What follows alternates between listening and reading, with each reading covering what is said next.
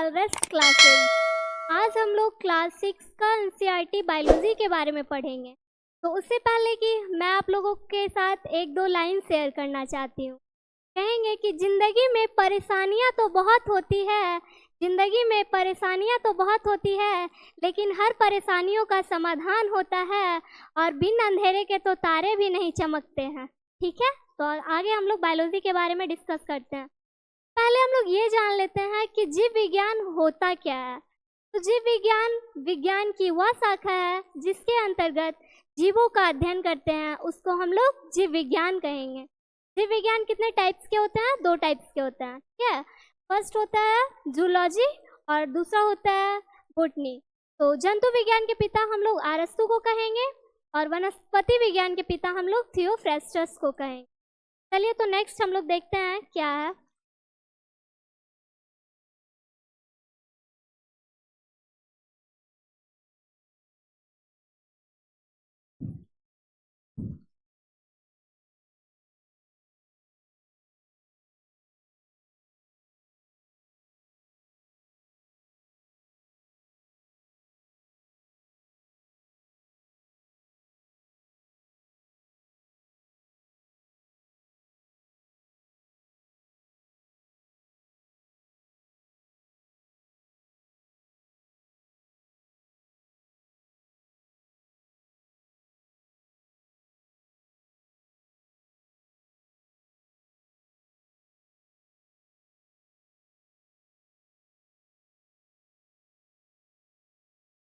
तो क्लास 6 के first chapter में हम लोग को भोजन के बारे में पढ़ना है। ठीक है, भोजन और ये कहाँ से हम आता है और इसका क्या मतलब काम है, क्या इम्पोर्टेंस है, यही हम लोग देखेंगे। ठीक है, तो भोजन भोजन पहले होता क्या है?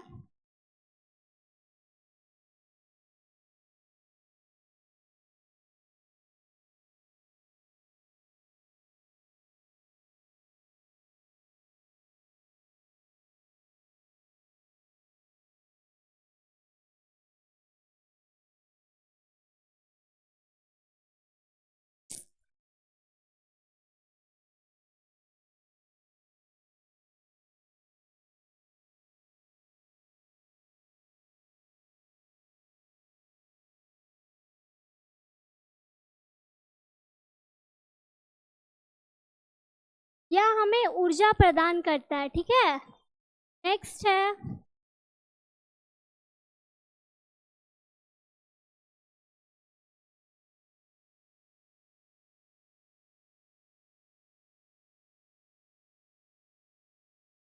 रोगों से बचाव।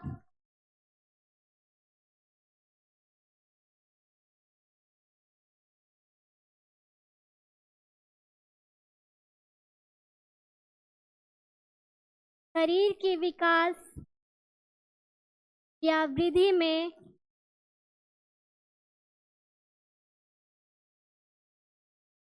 मदद। ठीक है, भोजन क्या है तो इसके बारे में हम लोग फर्स्ट पॉइंट ये जानेंगे कि ये हमें ऊर्जा प्रदान करता है और दूसरा है रोगों से बचाव करता है या फिर रोगों से लड़ने में मदद करता है, और नेक्स्ट है शरीर की विकास या वृद्धि में मदद करता है। ठीक है, तो आगे हम लोग देखते हैं नेक्स्ट स्लाइड क्या है।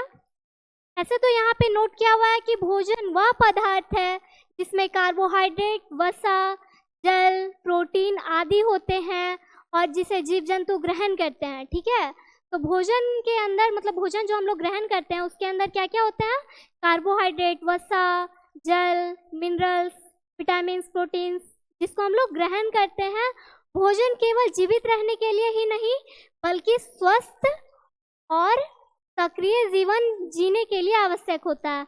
हम लोग सिर्फ भोजन जीवित रहने के लिए ही नहीं खाते। ठीक है, काम करने के लिए, सही ढंग से अपने जीवन को व्यतीत करने के लिए भी भोजन का ग्रहण करते हैं। नेक्स्ट देखते हैं नेक्स्ट पॉइंट क्या है।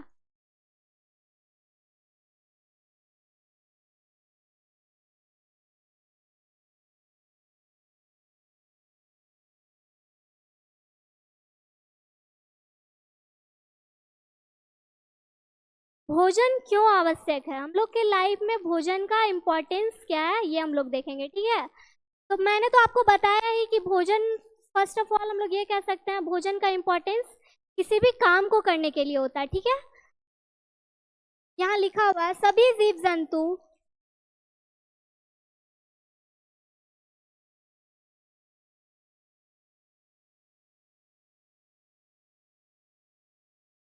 सभी जीव जंतु पेड़ पौधे और जानवर को भोजन की आवश्यकता होती है। भोजन सिर्फ हम लोगों को ही नहीं आवश्यकता है, ठीक है।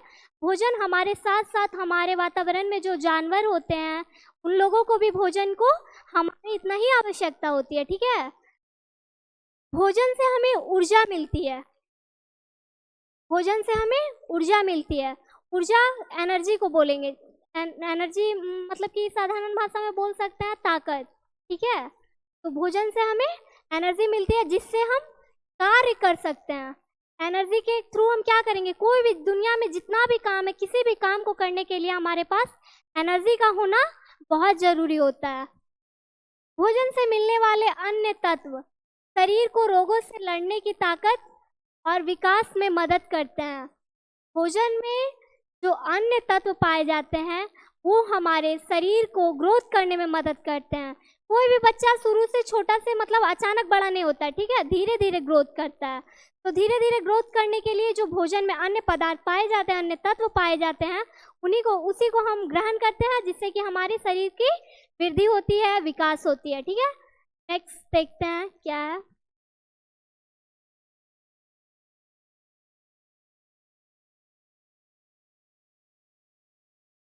भोजन के घटक, घटक क्या होता है, कोई जानते हैं घटक क्या होता है? देखिए मैं बताती हूँ।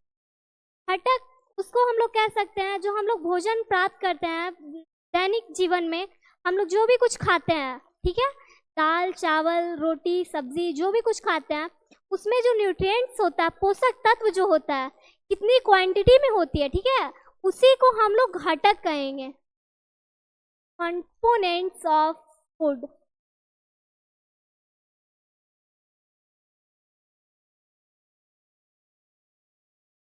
कंपोनेंट्स ऑफ फूड, भोजन के घटक।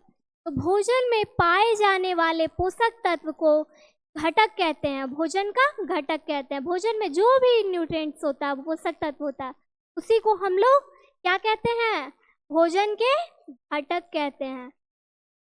यह मुख्यतः 6 प्रकार के होते हैं।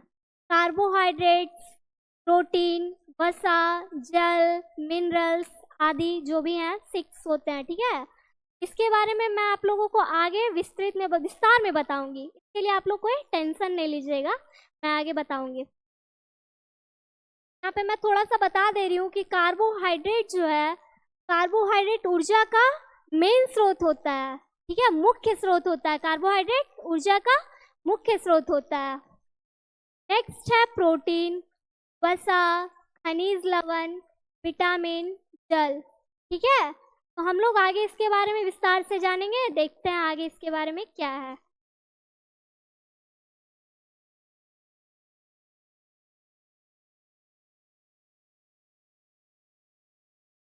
फर्स्ट है कार्बोहाइड्रेट्स, ठीक है, कार्बोहाइड्रेट।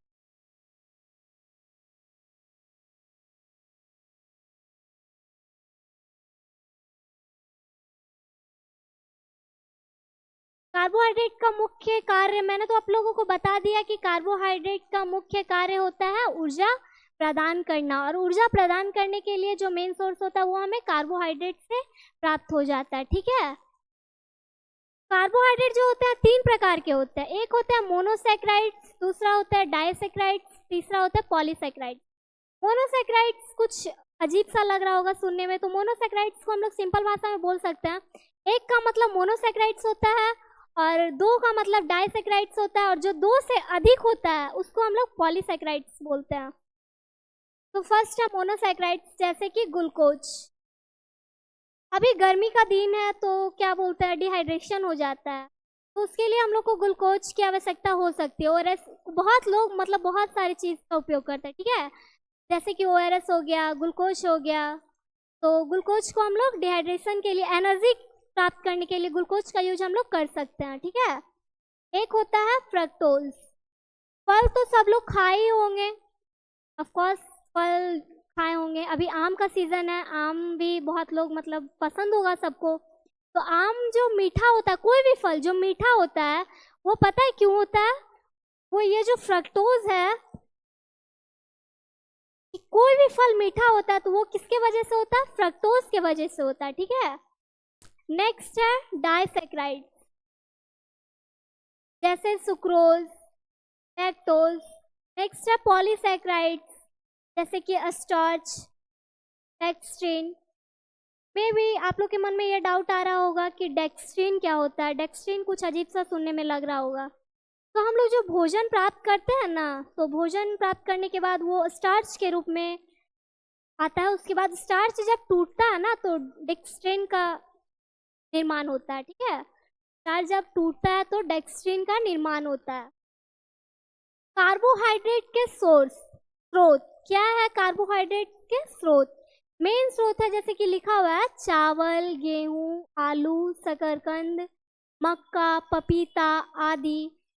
मतलब कि ये यहाँ पे जितना कुछ भी लिखा हुआ है, इसको हम प्राप्त करके कार्बोहाइड्रेट्स का मात्रा अच्छे ढंग से प्राप्त हो जाएगा। अगर हम इतना यहाँ पे जो भी नोट किया हुआ है, इनमें से मतलब कि हम कुछ भी अगर खाते हैं तो कार्बोहाइड्रेट्स का लेवल हमारे बॉडी में अच्छा खासा आ जाएगा, ठीक है। तो इसमें से ये चावल, गेहूँ, आलू, शकरकंद, मक्का, पपीता कुछ भी ले सकते हैं कार्बोहाइड्रेट को प्राप्त करने के लिए, ठीक है। एक सामान्य व्यक्ति की 80% ऊर्जा की आवश्यकता कार्बोहाइड्रेट से पूरी होती है। एक जो मतलब कि नॉर्मल इंसान होता है, उसको कार्बोहाइड्रेट्स की कितनी लेवल में कार्बोहाइड्रेट्स उसके बॉडी में होना चाहिए? तो यहाँ ऐसा लिखा गया है कि 80% ऊर्जा की आवश्यकता कार्बोहाइड्रेट से पूरी होती है। अगर कार्बोहाइड्रेट्स उससे ज़्यादा हो जाएगा तो बॉडी का मतलब उसको कह सकते हैं हमारा बॉडी बिखर सकता है, ठीक है। कोई भी चीज़ लिमिट मात्रा में ही हम लोग को यूज़ करना चाहिए। किसी भी चीज़ का अधिक मात्रा में यूज़ हमारे बॉडी को नुकसान पहुंचा सकती है, इसीलिए हम लोग किसी भी चीज़ का यूज़ एक लिमिट मात्रा में करेंगे, सीमित मात्रा में करेंगे, ठीक है। नेक्स्ट देखते हैं। नेक्स्ट है प्रोटीन। तो प्रोटीन क्या होता है? जिस तरह से कार्बोहाइड्रेट भोजन में पाया जाता है, उस तरह से प्रोटीन भी पाया जाता है हमारे भोजन में। हम जो दैनिक जीवन में भोजन ग्रहण करते हैं ना, उसमें प्रोटीन्स की भी मात्रा उतनी ही होती है। तो इसका कार्य क्या होता है? पहले प्रोटीन है क्या, ये जान लेते हैं।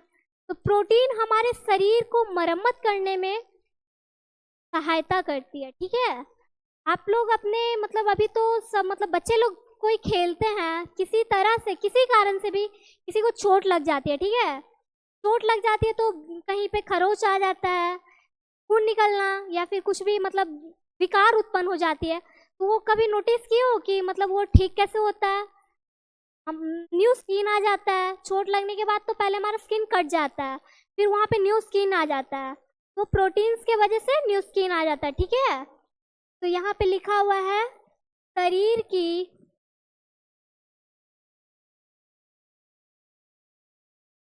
की कोशिकाओं का निर्माण और मरम्मत मतलब रिपेयर। वही जो हम लोग का खेलने कूदने में कट फट जाता है ना, तो वो सही हो जाता है। फिर बाद में कुछ दिन लगता है दवाई से या फिर कुछ भी हो जाता है कम चोट होने के कारण, वो जो ठीक हो जाता है उसी को हम लोग रिपेयर बोलेंगे, मरम्मत बोलेंगे। तो वो प्रोटीन्स के वजह से होता है, ठीक है। नेक्स्ट है उत्तकों का पुनर्निर्माण। उत्तक का पुनर्निर्माण होता है, प्रोटीन का ये क्या है? कार्य है, ठीक है। नेक्स्ट है रोगों से लड़ने की क्षमता बढ़ाना। हमें अपने मतलब कि हम हमेशा तो स्वस्थ नहीं रहते हैं, कोई भी इंसान हमेशा तो स्वस्थ नहीं रहेगा, कभी कभी बीमार तो पड़ ही जाता है। तो ये हमें क्या है ना कि प्रोटीन जो है रोगों से लड़ने में सहायता करती है। जब हमको रोग होगा तो ठीक होने के लिए एनर्जी, अंदर से ताकत रहेगा, भरपूर मात्रा में प्रोटीन रहेगा, मिनरल रहेगा, कार्बोहाइड्रेट्स रहेगा, तभी तो हम किसी रोग से लड़ पाएंगे, तभी तो हम ठीक होंगे ना। तो ये क्या है? प्रोटीन का मतलब एक तरह से वर्क है कि रोगों से लड़ने की क्षमता को बढ़ाता है, जिससे कि हम स्वस्थ हो पाते हैं फिर से। प्रोटीन का मतलब होता है पहले आने वाला तत्व, ठीक है। प्रोटीन का सोर्स क्या है? क्या होता है ना कि बहुत सारे लोग शाकाहारी होते हैं, बहुत सारे लोग मांसाहारी होते हैं और बहुत सारे लोग दोनों मिक्स होते हैं, जिसको हम लोग सर्वाहारी बोलते हैं, ठीक है। तो जो शाकाहारी होंगे वो तो अंडा, मांस, मछली नहीं खा सकते हैं, ठीक है ना। तो वो क्या खाएंगे, दूध, दही, पनीर। और जो मांसाहारी होंगे वो तो दोनों ले सकते हैं, दूध भी ले सकते हैं, दही भी ले सकते हैं, मांस मछली का भी सेवन कर सकते हैं। और सर्वाहारी का तो भाई बात ही अलग है, जो मन में आएगा कुछ भी खा सकते, क्योंकि उनका नाम ही सर्वाहारी है, सब कुछ खा लेने वाले होते हैं वो। तो बता दिया ना मैंने, शाकाहारी में दाल, सोयाबीन, पनीर, मूंगफली, मटर, और भी एक्स्ट्रा कुछ भी होता है। यहाँ पे मैंने कुछ नाम नोट कर दिया है जिससे कि आप लोग को पहचानने में आसानी हो। मांसाहारी में क्या है, मांस, अंडा, मछली, दूध। और सर्वाहारी का भी मैंने बता दिया कि जिनको जो मन होगा वो ले लेंगे, ठीक है। नेक्स्ट है दैनिक आवश्यकता। दैनिक आवश्यकता का मतलब प्रोटीन की ज़रूरत हमें कितनी होगी, कौन से इंसान को कितनी प्रोटीन लेनी चाहिए, ये मैंने आपको सही ढंग से लिख के बता दिया है, ताकि आप लोगों को समझ आ सके कि किनको कितनी मात्रा में प्रोटीन की आवश्यकता होती है। पुरुष पुरुष के लिए कितना है, 60 ग्राम। महिलाएं के लिए कितना है, 55 ग्राम। कोई भी पुरुष अगर है तो उसको 60 ग्राम प्रोटीन की ज़रूरत होती है, और महिलाएं को 55 ग्राम प्रोटीन की ज़रूरत होती है। लेकिन यहाँ पे एक शर्त है कि ये चीज़ सिर्फ साधारण महिलाएं के लिए होता है, ठीक है। अगर कोई महिलाएं गर्भवती है, स्तनपान करती हुई कोई महिलाएं हैं, तो उसको पुरुष से ज़्यादा प्रोटीन की आवश्यकता होती है, ठीक है ना। क्योंकि वो गर्भवती है अगर, तो प्रोटीन की आवश्यकता उनको क्यों ज़्यादा होगी, क्योंकि उनके थ्रू उनके बच्चे को भी प्रोटीन मिल रहा है, ठीक है ना। तो उनको ज़्यादा उनके पास प्रोटीन रहेगी तब ना वो अपने बच्चे को भी दे पाएंगी, तो इसीलिए उनको पुरुष से ज़्यादा प्रोटीन की ज़रूरत होगी। और स्तनपान के लिए भी सेम कंडीशन बनता है कि जो महिलाएं स्तनपान कर रही हैं अपने बच्चों के साथ, तो क्या बोलते हैं, उनको भी प्रोटीन की आवश्यकता ज़्यादा ही होगी, क्योंकि स्तनपान करते वक्त भी उनका प्रोटीन उनसे उनके बच्चों तक शेयर होती है, तो उनको भी प्रोटीन की आवश्यकता ज़्यादा होगी, ठीक है। यहाँ मैंने नोट में लिख भी दिया है, गर्भवती और स्तनपान कराती महिला 68 से 78 ग्राम तक प्रोटीन की ज़रूरत होती है। उनको पुरुषों से अधिक प्रोटीन लेनी पड़ेगी, तभी वो अपने बच्चों से भी अपने प्रोटीन्स को शेयर कर पाएंगी। नेक्स्ट क्या है, नेक्स्ट देखते हैं।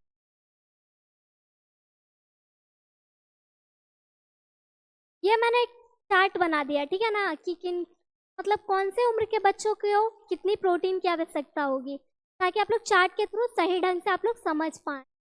एक साइड आयु नोट कर दिया मैंने, दूसरे साइड प्रोटीन की मात्रा नोट कर दिया।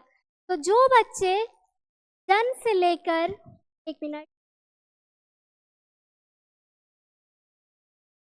जो बच्चे जन्म से लेकर 6 महीने के होते हैं उनको 6.26 ग्राम प्रोटीन की ज़रूरत होती है, ठीक है।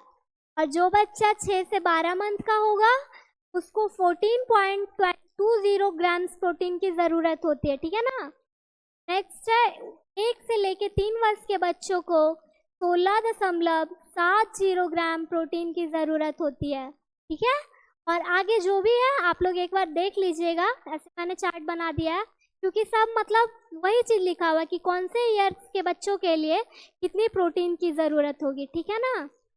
चलिए नेक्स्ट देखते हैं क्या है। नेक्स्ट पॉइंट है हमारा वसा।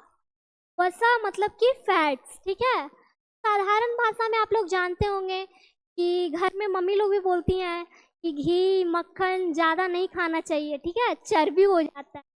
तो ज़्यादा मात्रा में वसा का ज़्यादा मात्रा यूज़ करना हमारे सेहत के लिए अच्छा नहीं होगा, ठीक है ना। तो घी और मक्खन, कोई कोई बच्चे होते हैं ना कि चोरी करके भी थोड़ा बहुत एक्स्ट्रा लेके खा लेते हैं मम्मी को बिना बताए, तो वो सेहत के लिए हानिकारक होगा, ठीक है ना। इसीलिए हमको एक्स्ट्रा नहीं खाना चाहिए, घी, मक्खन नहीं एक्स्ट्रा लेना चाहिए।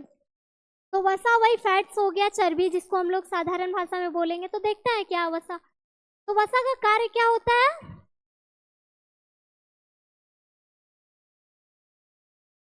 ऊर्जा का स्रोत।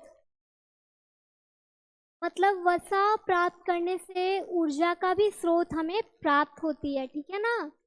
नेक्स्ट है शरीर को गर्म रखता है। वसा जब ज़्यादा हम लोग मतलब नॉर्मली भी हम लोग वसा खाएंगे ना, फीवर होता है किसी बच्चा को तो दूध में घी डाल के दिया जाता है। क्यों? ताकि उसका मतलब कि क्या बोलते हैं, शरीर को गर्म रखता है। सॉरी शरीर को गर्म रखने के लिए ठंडों के दिन में घी का सेवन ज़्यादा किया जाता है, क्या ना? क्योंकि ताकि हम थोड़ा सा अपने बॉडी टेम्परेचर को सही ढंग से रख सके, और ये अंगों की रक्षा भी करता है। ऐसा नहीं कि घी और मक्खन हमारे सेहत के लिए एकदम ही हानिकारक होगा, थोड़ा बहुत क्वांटिटी में हमको घी और मक्खन का सेवन करना ही चाहिए। विटामिन ए, डी, ई, के को ये शरीर में घुलने में मदद करता। वसा जो है विटामिन ए, डी, ई, के को शरीर में घुलने में मदद करता है, ठीक है ना? और एक चीज हम आप लोग को और बता दें कि ए, डी, ई, के जो होता है ना वो विटामिन वसा में घुलनशील होता है, ठीक है? और इसके अलावा जो भी विटामिन होता है बी, सी जो भी होता है वो सब जल में घुलनशील होता है। नेक्स्ट इसका स्रोत है। वसा को प्राप्त करने के लिए शाकाहारी, वही बात हो गया कि शाकाहारी जो मांस खाएंगे वो तो शाकाहारी वाला चीज ही खाएंगे ऑफ कोर्स। तो यहाँ पे लिखा हुआ है तेल, घी, मक्खन, मूंगफली। मांसाहारी जो होंगे अंडा, मछली, मीट, दूध का सेवन करेंगे, ठीक है? उचित सेवन मतलब वसा का हमको कितना सेवन करना होगा ताकि हम स्वस्थ रह सके। तो कुल कैलोरी का 30% से अधिक वसा नहीं लेना चाहिए, नहीं होना चाहिए हमारे दैनिक जीवन में, ठीक है ना?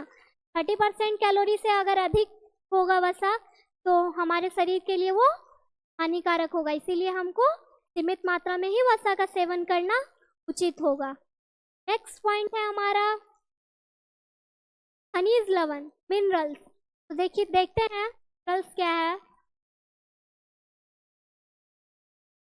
खनिज लवण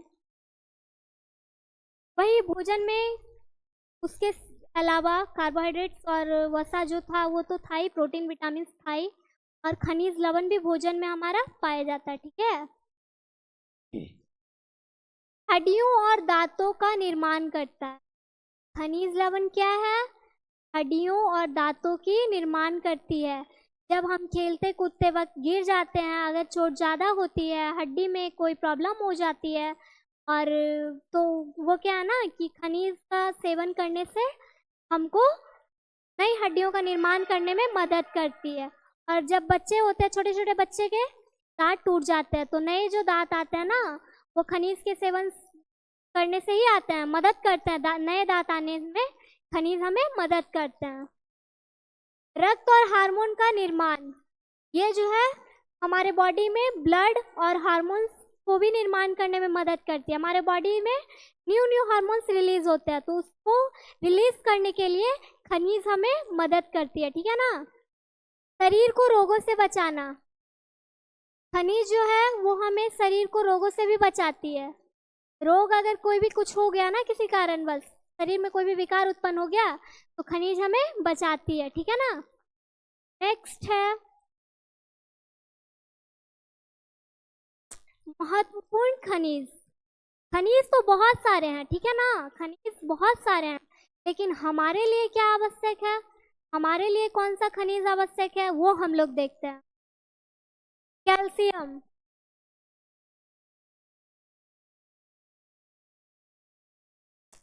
कैल्शियम जो है सबसे ज़्यादा इम्पोर्टेंट होता है हड्डियों और दांतों के लिए। ऐड भी आप लोग कभी कभी देखे होंगे, 1 गिलास दूध बच्चों को मजबूत कर देती है। तो कैल्शियम का सोर्स जो है ज़्यादा दूध और दही में कैल्शियम अधिक मात्रा में पाया जाता है। इसीलिए अगर हमको हड्डियों को मजबूत करना होता है और क्या बोलते हैं न्यू हड्डियों का निर्माण करना होता है तो कैल्शियम का सही क्वांटिटी में सेवन करना जरूरी होता है, ठीक है? हड्डियों और दांतों के लिए, दांतों को मजबूत बनाती है, ठीक है ना? नेक्स्ट है हमारा आयरन, लोहा, खून के लिए ये होता है। तो आयरन हम ऐसा क्या खाएंगे कि हमको आयरन का सही मात्रा मिल जाएगा? पालक जो होती है ना, पालक की साग आप लोग खाए होंगे, तो पालक जो है वो आयरन का सही सोर्स है। तो पालक खा के हम लोग आयरन का मात्रा ले सकते हैं, अपने बॉडी में आयरन का सही मात्रा ला सकते हैं। नेक्स्ट है आयोडीन। ये क्या है? इसका स्रोत या कार्य क्या है? Thyroid hormone. आयोडीन जो हमारे घर में डेली खाना बनता है ना, तो हम लोग जो नमक का यूज करते हैं उसी को हम लोग आयोडीन बोल सकते हैं, ठीक है ना। नेक्स्ट है हमारा फास्फोरस। ये कोशिकाओं के निर्माण में इसका काम क्या? फास्फोरस का कोशिकाओं का निर्माण करना। हमारे बॉडी में न्यू न्यू सेल आते हैं, न्यू सेल का निर्माण होता है ना, उसी में ये हमको हेल्प करती है, मदद करती है फास्फोरस। नेक्स्ट पॉइंट है हमारा विटामिन। विटामिन ये भी उतना ही जरूरी है जितना कि कार्बोहाइड्रेट, खनिज, वसा, मिनरल्स, इतना सब जरूरी होता है ना हमारे बॉडी के लिए, दैनिक जीवन के लिए, उतना ही ये भी जरूरी होता है, विटामिन भी, ठीक है। तो आइए देखते हैं।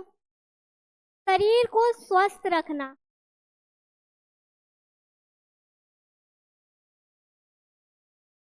हेल्दी रखने के लिए विटामिन का आवश्यकता जरूरी होता है। नेक्स्ट है वृद्धि और कार्यों को नियंत्रित करना। हमारा बॉडी किस ढंग से काम कर रहा है, इसको बैलेंस करने का काम किसका होता है? विटामिन का होता है, ठीक है। और ग्रोथ करने में भी हमें ये काफी मदद करता है। नेक्स्ट, विटामिन के दो प्रकार होते हैं, एक होते हैं वसा में घुलने वाले, एक होते हैं पानी में घुलने वाले, जल में घुलने वाले। मैंने आपको आगे बताया था, ठीक है, बताया था ना कि जो ए डी ई के विटामिन होते हैं वो वसा में घुलनशील होते हैं, और इसके अलावे जो विटामिन होते हैं वो जल में घुलनशील होते हैं, ठीक है ना। समझ में आ रहा है ना। तो ये वाटर सॉल्यूबल इसको बोलेंगे और इसको फैट सॉल्यूबल बोलेंगे। तो वाटर में घुलनशील कौन कौन से होते हैं? बी और सी। तो बी के अंदर B1 से लेके B12 तक के विटामिन होते हैं, ठीक है ना। आगे समझ में आ रहा है ना सबको। नेक्स्ट देखते हैं क्या है। विटामिन की कमी से हमको क्या रोग होता है, ये हम लोग देख लेते हैं, ठीक है। तो विटामिन ए के कमी से रतौंधी का रोग होता है।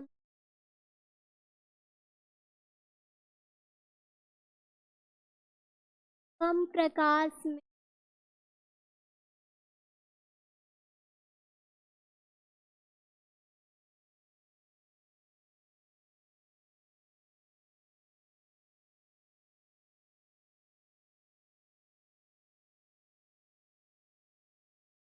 देना।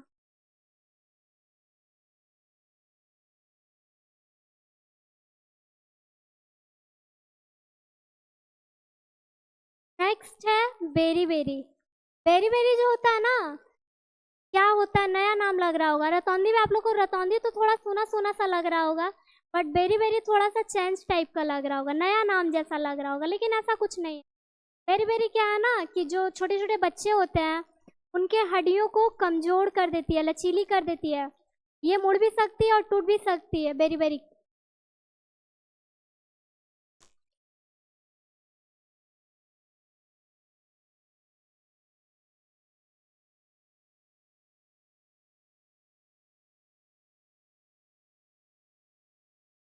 क्या?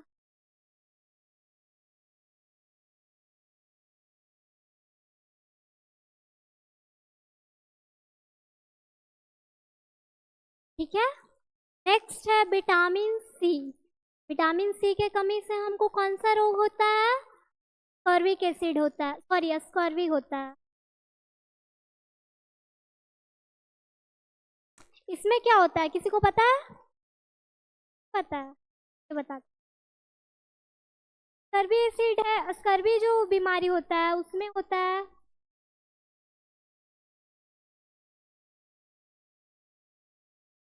मसूड़ों में सूजन।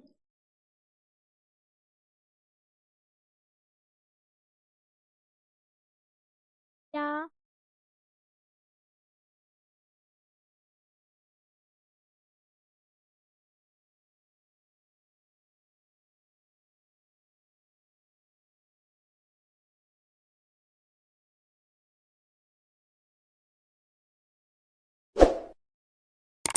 नेक्स्ट है हमारा स्टेटस।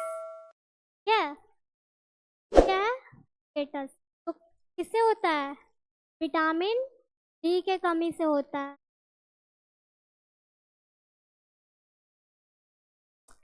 विटामिन डी का सबसे अच्छा स्रोत क्या होता है? देखो है पता, सनलाइट। सुबह का अर्ली मॉर्निंग होता है ना, सुबह सुबह का जो धूप निकलता है 6 बजे से 8 बजे के बीच में, उससे हमको सबसे ज्यादा विटामिन डी मिलता है। ठीक है।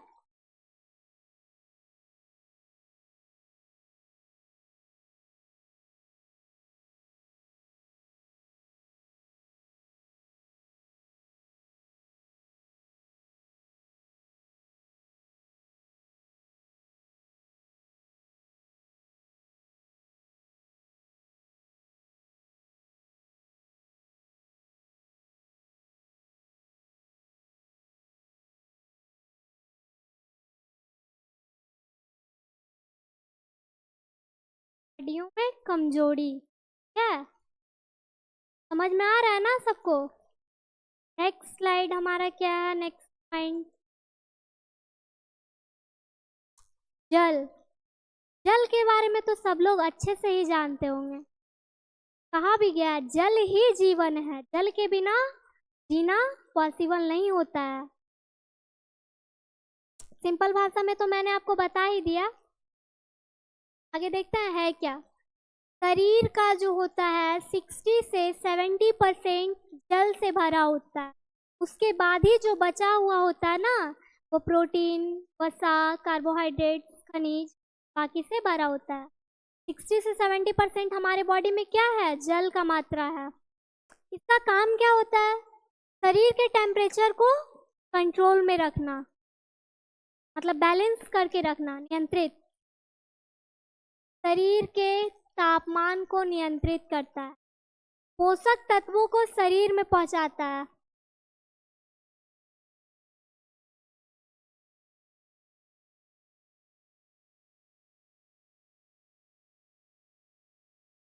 जो भी कुछ हम पोषक तत्व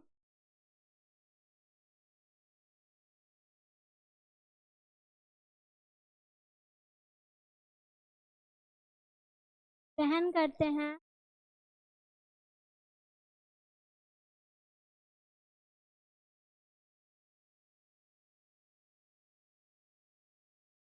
से ये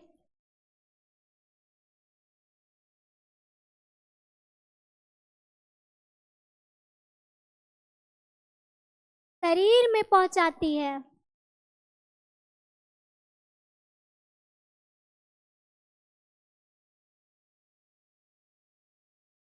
शरीर में पहुंचाती है। जल जो है शरीर के हर अंग, सॉरी नेक्स्ट क्या था, पोषक तत्वों को शरीर में पहुंचाता है, ये तो मैंने आप लोगों को बता दिया। नेक्स्ट है अपशिष्ट पदार्थों को निकालता है। क्या होता है ना कि हम जब डेली लाइफ में अगर हम ज़्यादा कुछ खाते हैं तो कुछ एक्स्ट्रा भी खा लेते हैं, जो शरीर के लिए हमारा अच्छा नहीं होता है, फायदेमंद नहीं होता है। कुछ एक्स्ट्रा भी, कुछ खराब चीज़ भी खा लेते हैं। जैसे कोल्ड ड्रिंक्स हो गया ना, पीता तो सब लोग है लेकिन शरीर के लिए ज़्यादा अच्छा नहीं होता है ना। तो ये अपशिष्ट पदार्थों को निकालता है। गर्मी के दिनों में पसीना चलती है सबके बॉडी में, किन्हीं को कम होता है, किन्हीं को ज़्यादा होता है, ठीक है ना। तो पसीना के थ्रू ये हमारे शरीर से विकार चीज़ों को, गंदे चीज़ों को बाहर निकालती है, और मूत्र के रास्ते भी ये हमारे शरीर से खराब चीज़ों को बाहर निकाल देती है। ठीक है। नेक्स्ट है जल शरीर के हर अंग जैसे खून, मांसपेशियां, त्वचा, दांत आदि में होता है। जल जो है हमारे बॉडी के ब्लड में, टिथ में, मांसपेशियों में, स्किन में, सब में मौजूद होता है। ठीक है, समझ में आ रहा है ना सबको? नेक्स्ट पॉइंट है हमारा संतुलित आहार, बैलेंस डाइट। ये क्या होता है? देखिए मैं आपको थोड़ा सा एक मिनट।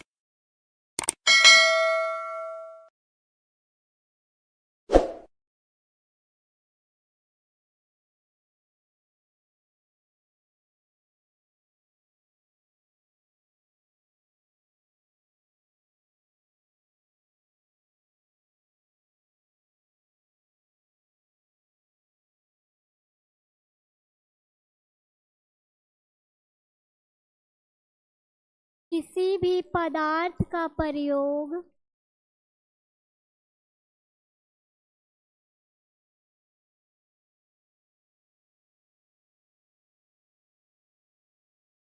मतलब जो भोजन हम लोग प्राप्त करते हैं ना, उसी का बात हुआ। किसी भी पदार्थ का प्रयोग सीमित मात्रा में हो,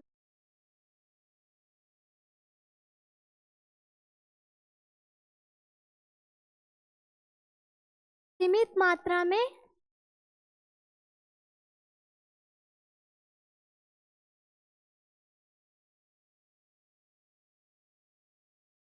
संतुलित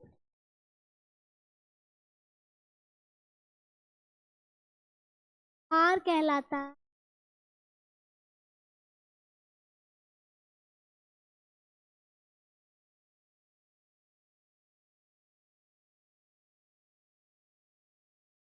मतलब कि पदार्थ का प्रयोग सीमित मात्रा,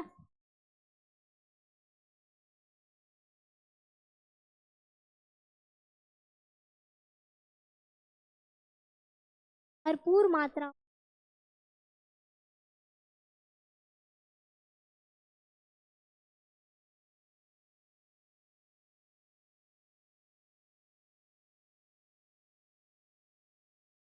भरपूर मात्रा में कर। जब हम लोग भोजन करते हैं तो भोजन के दौरान दाल चावल सब्जी इतना ही नहीं, हम लोग को संतुलित आहार के रूप में भोजन करना होता है, ठीक है ना। जिसमें कि सैलेड्स का होना भी जरूरी होता है, दूध दही का भी होना जरूरी होता है। उसी को हम लोग क्या बोलेंगे, बैलेंस डाइट। मतलब कि भोजन सिर्फ रोटी सब्जी और चावल दाल को ही नहीं बोलेंगे, ठीक है ना। भोजन में सैलेड्स भी होना चाहिए, दूध दही भी होना चाहिए। जरूरी नहीं कि डेली, मतलब कोई व्यक्ति इतना तो एफर्ट नहीं करता है कि डेली सैलेड्स खाए, डेली दूध दही खाए, लेकिन एक संतुलित रूप से आहार को लेना बहुत जरूरी होता है, नहीं तो हम स्वस्थ नहीं रह पाएंगे। इसीलिए हमको बैलेंस डाइट का बहुत जरूरी होता है अपने लाइफ में। संतुलित आहार है क्या, ऐसा आहार जिसमें सभी पोषक तत्व, ऐसा आहार जिसमें सभी पोषक तत्व सही मात्रा में हो। मतलब अभी मैंने बताया ना आप लोगों को कि सिर्फ दाल चावल या रोटी सब्जी का ही होना जरूरी नहीं होता है, ठीक है ना। तो इसमें हर कुछ का होना जरूरी होता है, तो वही सही मात्रा में सब कुछ का होना जरूरी हो, उसी को हम लोग क्या बोलेंगे, बैलेंस डाइट, संतुलित आहार बोलेंगे। नेक्स्ट है, यह उम्र लिंग कार्य आदि के अनुसार अलग अलग होता है। क्या होता है ना कि थोड़ा सा उम्र के अनुसार संतुलित आहार को देखा जाता है। क्या होता है कि आप जैसे कि कितनी एज है आपकी, 12 इयर्स, और आपकी, तो क्या होता है ना कि मान लेते हैं कि कोई बच्चा 6 साल का है, ठीक है, तो उसको संतुलित आहार का मतलब हो गया ना कि उसको कम भोजन की आवश्यकता पड़ेगी, किसके अपेक्षा में, 15 साल और 12 साल वाले जो बच्चे हो हैं उनकी अपेक्षा में 6 साल वाले बच्चों को कम भोजन की आवश्यकता पड़ेगी। ऐसा क्यों, क्योंकि 6 साल वाले होते हैं ना जो काम थोड़ा कम करते हैं, तब छोटे बच्चे तो ऑफ कोर्स भाई काम तो कम ही करेंगे उनके अपेक्षा।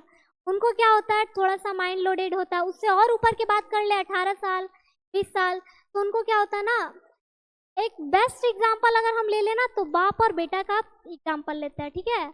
एक बाप जो होता है वो नौकरी करता है, तो उसको धूप में रह के बहुत सारा काम करना पड़ता है, और बच्चा को क्या है, बच्चा को तो सिर्फ मान लो तो पढ़ाई लिखाई करना है, खाना पीना खाना है, खेलने कूदने से और पिता को तो भाई बहुत सारा काम होता है, तो उसको तो ऑफ कोर्स बहुत सारा संतुलित आहार का जरूरत ज़्यादा मात्रा में होगा ही।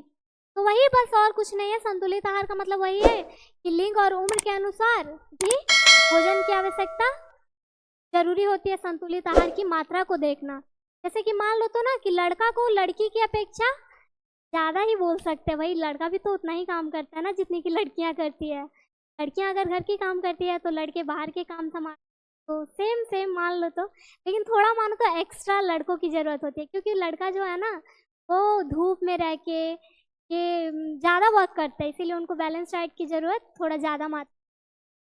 संतुलित आहार का लाभ क्या है, क्या, तो फर्स्ट पॉइंट है, शरीर को सभी पोषक तत्व मिलते हैं। संतुलित आहार से हमको शरीर में बहुत मतलब सभी पोषक तत्व निर्माण हो जाते हैं। अगर हम सही ढंग से संतुलित आहार का सेवन करें, दूध, दही, फल, फूल, सब्जियां सबका सेवन करें तो हमको पोषक तत्व सही ढंग से मिल पाएगा। नेक्स्ट है कुपोषण से बचाओ। कुपोषण का मतलब आप लोग को समझ में आ रहा है कि क्या होता है? कुपोषण को हम लोग दूसरे लैंग्वेज में बोल सकते हैं, जो अधिक दुबलापन होता है ना, बहुत ज़्यादा ही दुबला होता है, उसको हम लोग कुपोषण बोल सकते हैं। तो उसके लिए क्या है ना कि अगर संतुलित आहार सही ढंग से वो नहीं करता है, जैसे कि बच्चे लोग को तो घर का खाना ज़्यादा पसंद होता नहीं है, बाहर का खाना ज़्यादा पसंद होता है, गुपचुप, चाट, चाउमीन ज़्यादा यही सब आता है पसंद। तो ये क्या है ना, इससे ये हम खाते तो हैं, पसंद सबको होता है, हम लोगों को भी अच्छा लगता है, लेकिन इससे हमको संतुलित आहार नहीं मिल पाता, ठीक है ना। संतुलित आहार मिलने के लिए हमको घर का खाना बहुत ज़रूरी होता है, रोटी, सब्जी, दाल, दही, दूध, ये सब का ज़रूरी बहुत होता है। नेक्स्ट है रोगों से लड़ने की क्षमता बढ़ती है। अगर हम संतुलित आहार का सेवन सही ढंग से करेंगे, हमको रोगों से लड़ने में क्षमता अधिक होगी, जल्दी ठीक हो जाएंगे, बीमार भी पड़ेंगे तो जल्दी स्वस्थ हो जाएंगे। नेक्स्ट है ऊर्जा प्राप्त होती है। सीधी सी बात है कि अगर हम संतुलित आहार का सेवन सही ढंग से करेंगे तो ऊर्जा हमें ऑफकोर्स प्राप्त होगी, इसी बात है ये। नेक्स्ट है हमारा कि ये मानसिक और शारीरिक विकास होता है। संतुलित आहार के सेवन से क्या होता है? मानसिक और शारीरिक विकास होता है। अगर हम सही ढंग से संतुलित आहार का सेवन करेंगे तो हमारा मानसिक स्थिति के साथ साथ शारीरिक विकास भी होगा। नेक्स्ट है संतुलित आहार में शामिल क्या क्या होना चाहिए।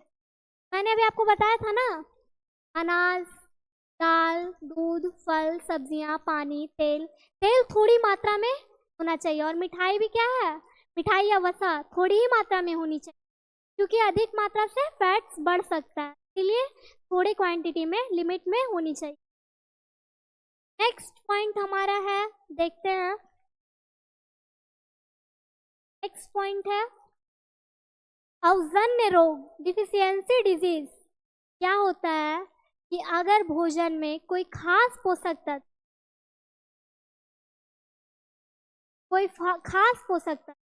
लंबे समय तक नहीं मिले, जैसे इसको कह सकते हैं कि ज़्यादा टाइम तक फास्टिंग कोई लोग कर लेते हैं, या फिर बाहर का खाना ही खा के तो किसी तरह से अपना दिन गुजार लेते हैं। लंबे टाइम तक अगर हमको अच्छा डाइट ना मिले तो हम बीमार पड़ सकते हैं, इसलिए अच्छे डाइट का होना बहुत ज़रूरी होता है। तो वही बात यहाँ पे लिखा हुआ है, अगर भोजन में कोई खास पोषक तत्व लंबे समय तक नहीं मिले तो कुछ रोग हो सकते हैं, ठीक है, बीमार पड़ सकते हैं। अगर हम अच्छे डाइट नहीं करेंगे तो बीमार पड़ जाए। जैसे क्या है, बच्चों में विकास रुक जाना। तो बहुत सारे बच्चों के साथ क्या होता है ना कि उनको दूध बिल्कुल पसंद नहीं होता है, लेकिन पीना ज़रूरी होता है। दूध की आवश्यकता हमारे शरीर में बहुत ज़रूरी होता है।